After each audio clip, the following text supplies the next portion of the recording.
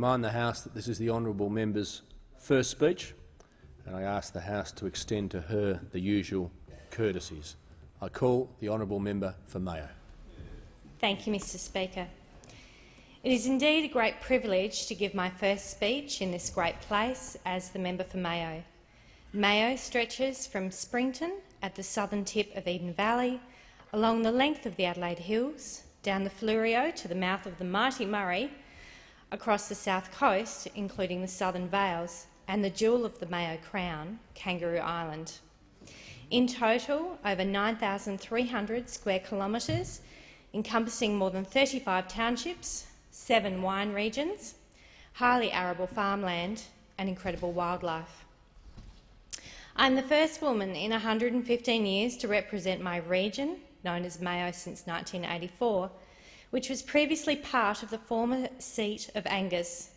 This is a great honour bestowed upon me by my community of Mayo, and I will remember this opportunity each and every day that I am our member.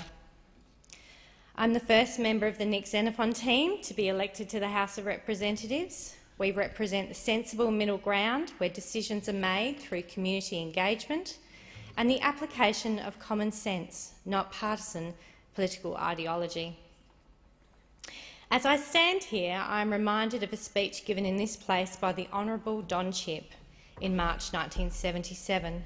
After resigning from the Liberal Party, he said, "The parties seem to polarise on almost every issue, sometimes seemingly just for the sake of it, and I wonder whether the ordinary voter is not becoming sick and tired of the vested interests which unduly influence the present political parties and yearn for the emergence of a third political force representing middle-of-the-road policies which would owe allegiance to no outside pressure group." Although spoken nearly 40 years ago, I believe those words are more relevant today than they were back in 1977. And I look forward to more diverse representation and a growing crossbench and a vision of this place returning to what the fathers of Federation intended, a place that is a genuine contest of ideas on how best to safeguard the future prosperity of Australia for all Australians. We must, as representatives of our nation, move away from short-term fixes to sensible, informed and evidence-based planning. The long-term prosperity of our nation depends on it. We must, as a nation, move away from language that is divisive and hurtful, lifters and leaners, the taxed and not taxed. This language does not bring us together, it divides us. It's not helpful, true or necessary. I was a single mum for many years, and parenting is, I believe, the hardest job in the world, and single parenting doubly so. I was so busy trying to make ends meet, picking up as many hours as I could to keep a roof over our head and food on our table. I would have been heartbroken at that time to think that my government didn't see value in me and my family, and that I wasn't earning enough to be a contributor to our country. We must remember that the greatest group of not taxed in our nation are our senior citizens, who continue to lift and contribute enormously to our nation, and we must remember that our senior citizens have already paid their fair share of tax. They, like any other Australian who happens to be at home or at work, are completely undeserving of such a label. Each of us has capacity to contribute to this nation, and that contribution should not be valued or devalued based on how big the dollar figure is on their tax return. As a South Australian, I want to talk candidly about the challenges facing my state. We helped build this nation, and the manufacturing industry helped to build our great state, providing a great livelihood for many hard-working South Australians. My beloved South Australia is at a precipice. I'm an avid student of our history, and I do not believe there has been a more challenging time for South Australia since the Great Depression. South Australia was once the industrial powerhouse of Australia. We made the steel, we built the fridges, washing machines and even clotheslines for generations of Australians. We built the ships and the submarines, and we built many of the cars too, Chrysler, Mitsubishi and Holden.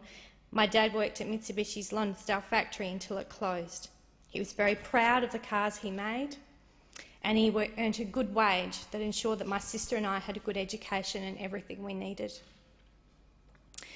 Sadly, the era of being able to purchase an Australian car from the assembly line at Holden is coming to a close, and I believe it is an untimely close that has been exacerbated by politics, particularly the politics of free market, no matter what the consequence. Gone with the ability of Australians to be able to build and purchase an Australian car is the financial stability and livelihood of thousands of South Australians. The impending closure of Holden is premature in the sense that there's been little time or opportunity for South Australia to successfully transition to new industries. Should RM Steelworks also close, it will be disastrous for South Australia and Australia. We must, as a nation, continue to manufacture steel. To not support this industry is risking our nation's ability to build quality infrastructure into the future. I would like to draw to the Parliament's attention the issue facing rural Australia, and in particular rural South Australia. In recent times, the political narrative has emphasised the need for Australia to be more agile and to be innovative. I believe rural Australia, and in particular primary producers, have led the way in innovation and ingenuity. By way of example, Kangaroo Island in my electorate, a place where, despite the enormous challenges brought on by its remoteness and geographic isolation, the businesses and community have shown themselves to be entrepreneurial through collaboration and through the pursuit of excellence. As a result, they are leaders in artisan food production. And so our regional farming communities must be supported to be part of the future investment in innovation. The ideas boom must include a regional and rural focus.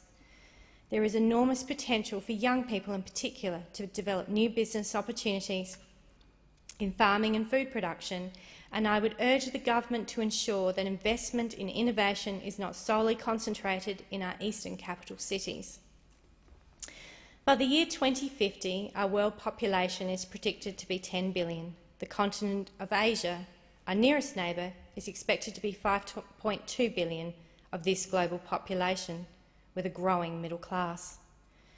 With a global population of 10 billion, Australia's ability to continue to produce some of the best quality food in the world will be our greatest asset. For South Australia, and in particular Mayo, the growing global population will provide enormous opportunity, particularly given our diverse agricultural, horticultural and viticultural industries, which include apples, pears, cherries, grapes, dairy, grains and beef cattle production, to name just a few. In South Australia, our dairy industry has shrunk from more than 667 farms to just 250 farms since deregulation. Dairy farmers work 7 days a week, even at sunrise and sunset. Previous governments advocated for dairy deregulation, and now we have an industry that is suffering for a multitude of reasons. I believe it is incumbent upon government to not just offer loans to farmers, which encourages more debt, but to properly assist this industry to have a sustainable future. In recent years, the value of South Australia's agricultural industry has been overshadowed by mining. However, it's worth noting that in 2015, only 12,700 people in South Australia were employed in the mining industry, compared to more than 40,000 people in agriculture, forestry and the fishing industry. Challenges for our farmers will include increasing food supply, encroaching urban sprawl and competing demands for water. We need to ensure that the policies implemented support rural Australia and do not make it harder to remain on the land. With a growing global population and the world looking to feed its own countries, we will face increasing pressure on foreign purchasing of our most arable farmland. Whilst the Foreign Investment Review Board threshold has recently been lowered, I believe that the threshold is still too high and fails to protect our sovereignty. I'm not against foreign investment in Australia, but investment and ownership are two different things, and once we sell the farm, it will be near impossible to buy back. The other major challenge facing our nation is our ageing population. A decade ago, Australia had a population of 14.5 million people that were aged less than 50 years. Only 1.6% of the population was aged 85 years or older. By the year 2050, the percentage of Australians aged 85 years or older is expected to increase to nearly 7%. As a result, we will be faced with the challenge of a declining total workforce participation rate. Also, a decade ago, as a nation, we had 5 working people for every person aged over 64 years. This will shrink to just 3 people. For South Australia, the oldest mainland state, we will feel the effect of this even more. And for my electorate of Mayo, we will feel it the most. Victor Harbour is the town with the biggest population of over 75-year-olds in South Australia. Goolwa and Mount Barker are also within the top 10 of South Australia's most elderly populations. Whilst I've talked extensively about the high-quality farmland and produce within Mayo and the value of farming to our nation more generally, it must be highlighted that the agricultural industry is also an ageing industry. Australian farmers are considerably older than other workers. In 2011, the median age of farmers was 53 years of age, and just 13% of farmers were aged 35 years or younger. We need to ensure, as an industry, that this is attractive for young people to enter primary production. We need to ensure there are entry points for young people to build primary production businesses, that they are rewarded for their work, and they have confidence in their ability to farm into the future. Most importantly, this includes certainty of being able to access water. And on that note, I'd like to touch upon the future of young people in Australia. I'm a firm believer that if the first experience a young person has when leaving education is to end up on the unemployment queue, then we as a nation have failed them. South Australia has the highest unemployment rate in the nation and the highest youth unemployment in mainland Australia. In the Adelaide Hills, our official youth unemployment rate is more than 17%. However, this is really a hidden number because once a young person is in work for just a couple of hours, they're no longer counted as unemployed.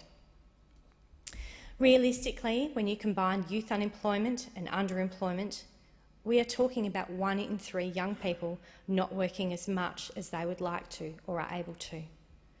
The tragedy for South Australia is that we are losing our best and brightest young people, and even when they don't want to go, they are being pulled interstate because that's where the jobs are, and few ever return. This is unacceptable. A sustainable community, a vibrant community, let alone a sustainable state, cannot hemorrhage so much of its youth interstate. To ensure that this issue is properly addressed, we need to have a dedicated Minister for Youth. To not have a dedicated Minister for Youth in this Parliament is an opportunity lost. The reality is, if we value older Australians being looked after well into their retirement, we need to ensure we have full youth employment, not youth unemployment and more than double the mainstream unemployment rate. It's simply future-proofing. Contributing significantly to our youth unemployment rate is the reality that every year fewer and fewer entry job levels exist. When I left school, if you wanted to get a job, you didn't need experience or qualifications. You could be a filing clerk or a junior hand. All were a good start. All led to something if you worked hard. Those jobs don't exist anymore. We are also setting up young people to fail. University was free for young people in the 1970s and for most of the 80s. Now young people face huge costs to attend university, and the threat of deregulation of the sector and expensive course fees hangs over their heads. This Parliament must tackle housing affordability and all those policies, including negative gearing, that is making home ownership an elusive dream for too many young people. In this Parliament, we need to address the lack of opportunities for young people if we want to address the effect of our ageing population. Even simply providing traineeship opportunities in each and every one of our electorate offices and Senate offices would provide more than 650 career starts for young people over the term of our Parliament. To quote author Jennifer Rayner in her book Generation Less, A country that makes no room for its young is a country that will forfeit a fair future. This must not become Australia. Less than 12,000 people since Federation have had the privilege of standing in the House of Representatives on behalf of their community. No person gets to this position alone, and so I have many people to thank who tirelessly supported me since my announcement as a candidate back in December 2015. Firstly, I thank Senator Nick Xenophon, who's here today, who not only gave me opportunity to run as a candidate, but has been and continues to be a great mentor and a good friend. I thank my husband Nathan, my confidant and best friend. I would not be here if it was not for your love and support. To my 3 children, Edward, William and Evelyn, thank you for your patience and understanding, and also for believing in me.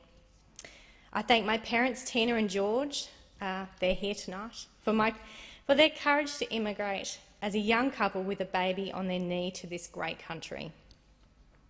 With little money in their pockets, they left their families and all they knew in the hope that they could give that baby, me, a better life. Thank you for picking South Australia as our home, although I do smile when I think that my mum selected South Australia from a map of Australia and thought the salt lakes of South Australia's outback, especially Lake Eyre and Lake Torrens, would be a good place to picnic on Sundays. Because they reminded her of the Great Lakes surrounding Michigan and Ohio in her home country of the United States. No matter what your methodology for choosing, you made the best choice. And I thank the many hundreds of volunteers who stood in the rain for me, and a special group of campaign volunteers who met with me each week to strategise and share ideas. I am grateful for your tenacity, political knowledge and vision, and I know for many of you it was at great personal sacrifice after decades of allegiance to a different political party. Finally, I thank the people of Mayo.